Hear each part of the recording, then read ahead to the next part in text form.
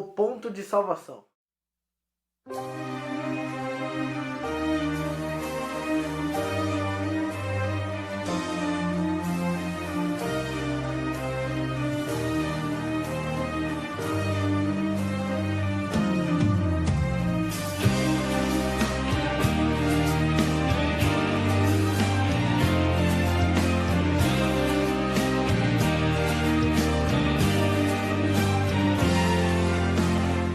Hoje vamos falar somente disso, sobre o ponto de salvação. Tudo que é o ponto de salvação na verdade.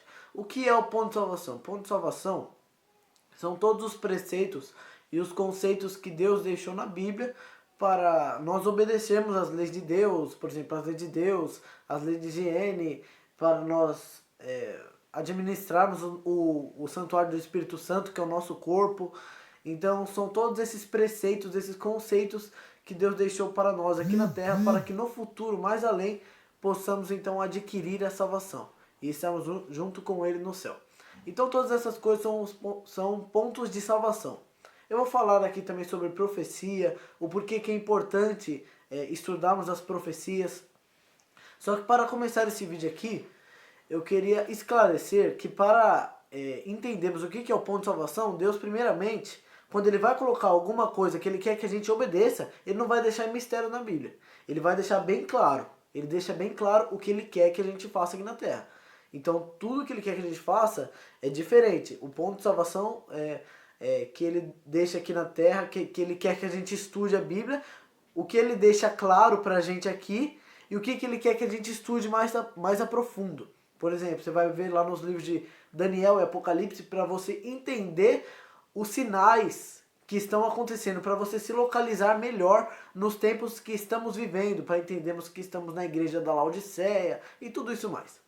Então, para começar aqui, por exemplo, um método que Deus deixou aqui na terra para nós são as leis de Deus. E as leis de Deus Ele está citando na Bíblia toda para que a gente não esqueça. Então ao decorrer da Bíblia você vai ver que Deus está destacando e enfatizando muito as leis que Ele nos deixou nos 10 mandamentos. Por exemplo, que encontramos em Êxodo 20, Deuteronômio 5, lá em Ezequiel 20, 20, 20, 12, Ezequiel 20, 12 e 20, 20, está escrito os sinais que Deus, a marca que Deus deixou entre nós e Ele, que é a lei do sábado, né? Então, ele deixa também lá em São João 15, 14, que se amamos a Deus, temos que obedecer os mandamentos de Deus. Ele deixa lá em Mateus 5, 17, que Ele não veio para abolir a lei, como alguns acreditam, que Ele aboliu a lei. Ele não veio para abolir a lei, Ele veio para cumprir a lei. Em Mateus 15, 18 também Ele diz que, em Mateus 15, 5, 18, Ele diz que até que tudo se cumpra, até que o céu e a terra acabem, nem um i ou um tio sairá da lei. Então, Ele está sempre enfatizando a lei de Deus.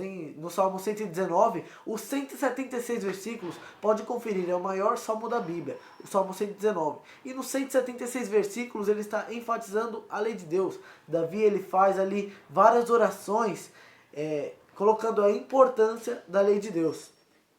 E então, todas essas coisas são importantes, só que eu vou basear o vídeo de hoje num versículo que eles colocam duas aplicações, que geralmente, quando você vai assistir palestras sobre esse assunto que eu vou colocar aqui, eles abordam outra aplicação, só que eu vou fazer uma aplicação diferente aqui, que é um versículo que está lá em Mateus. Vamos abrir a Bíblia lá em Mateus 19, que é a história do jovem rico.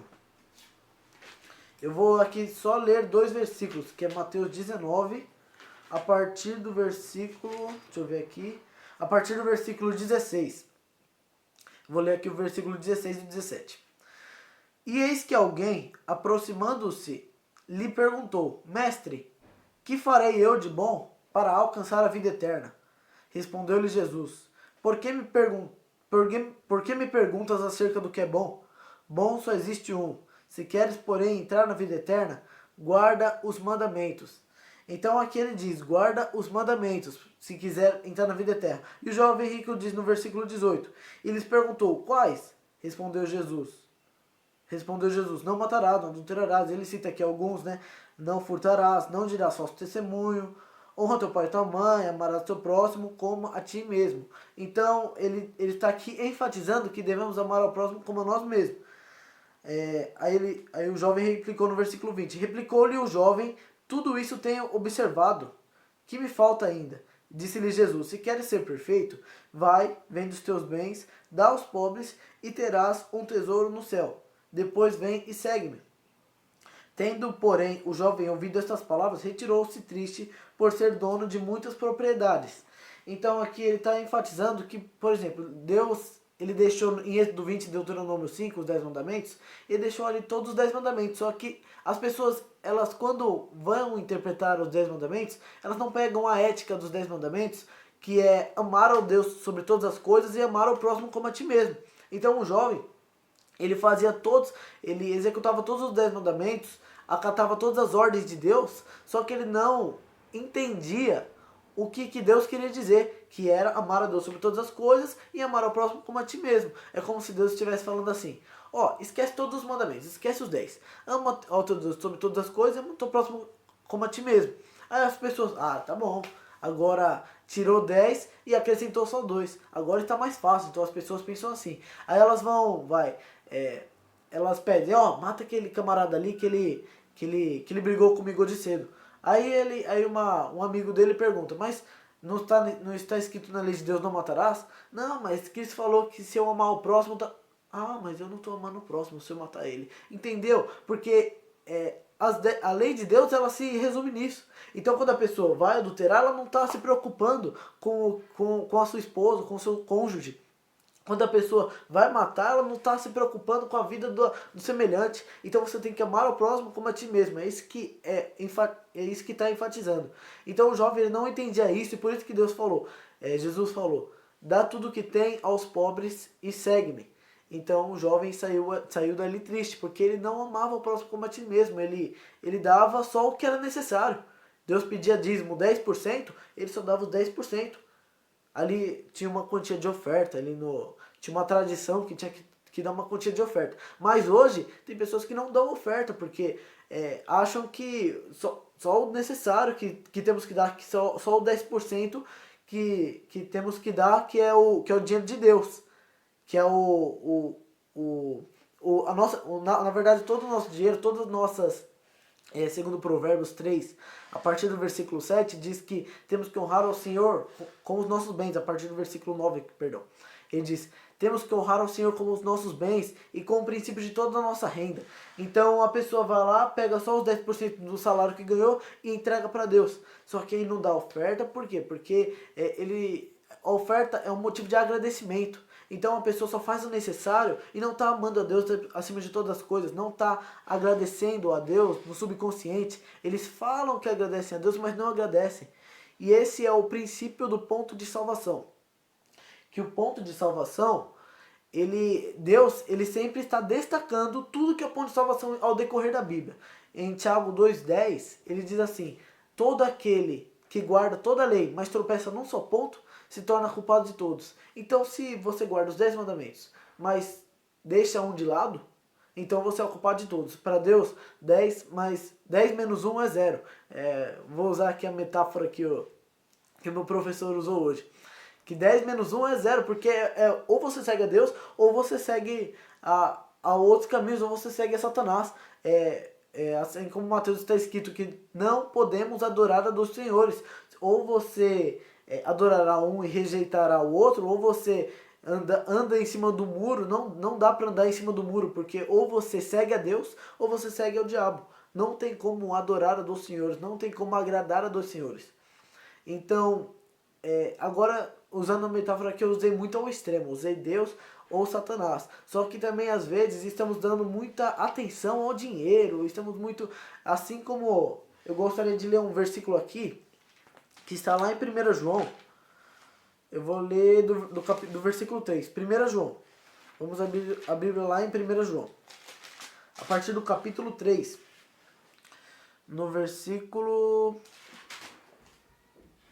Não, no capítulo 2, perdão, no versículo 15. 1 João 2,15. Não ameis o mundo, nem as coisas que há no mundo. Se alguém amar o mundo, o amor do Pai não está nele. Então, se você ama o mundo, você automaticamente está rejeitando a Deus. Então, você tem que... Paulo, ele diz, eu não lembro agora, mas ele diz lá em Atos, que aqui nada importa, que tudo que ele fazia aqui na terra era para glorificar o nome de Deus. Tudo que ele fazia aqui na terra, todas as atitudes que ele tomava, era somente, ele não ligava para o dinheiro, não se importava para as riquezas, não se importava com o status que ele passava para as pessoas. Paulo, ele se importava em obedecer à lei de Deus. Então, entre outros profetas também, não só Paulo.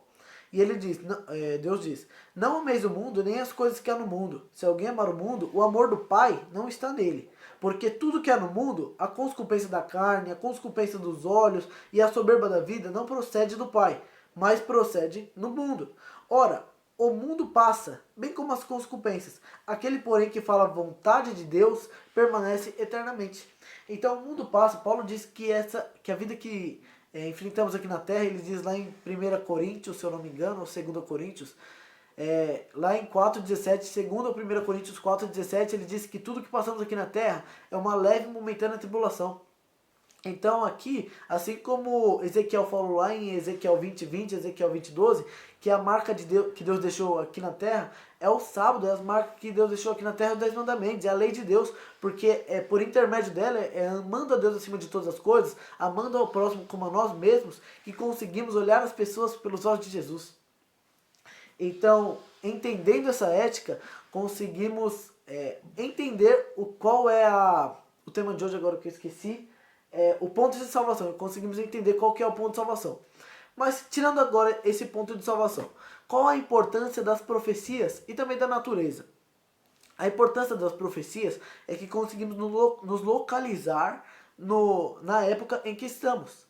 Como, por exemplo, lá em Apocalipse 3, está escrito que hoje estamos na igreja da Laodiceia, ou seja, estamos no tempo da igreja da Laodiceia, e aí conseguimos nos localizar que era uma igreja que só olhava para o próprio umbigo, que era uma igreja que começou a partir do ano 1844, depois que Cristo saiu do santuário, e aí conseguimos analisar de outra forma por intermédio das profecias, como pelo estudo de Daniel, conseguimos interpretar que Jesus ele saiu do santuário em 1844, não que ele viria voltar em 1844, mas que ele saiu do santuário para, então, começar um tempo, ele está dando um tempo grátis para nós, vamos dizer assim, um tempo a mais, um tempo para evangelizarmos mais para o mundo todo, porque assim como lá em 1 Pedro 3,9,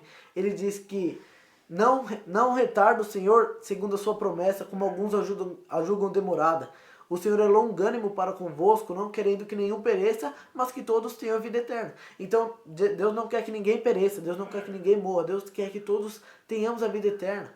Ele ainda diz lá em, acho que Ezequiel 33:11, se eu não me engano, ele diz, e diz-lhes, tão certo como eu vivo, diz o Senhor Deus, não tenho prazer na morte do perverso, mas em que o perverso se converta do seu caminho e viva. Convertei-vos, pois porque a vez...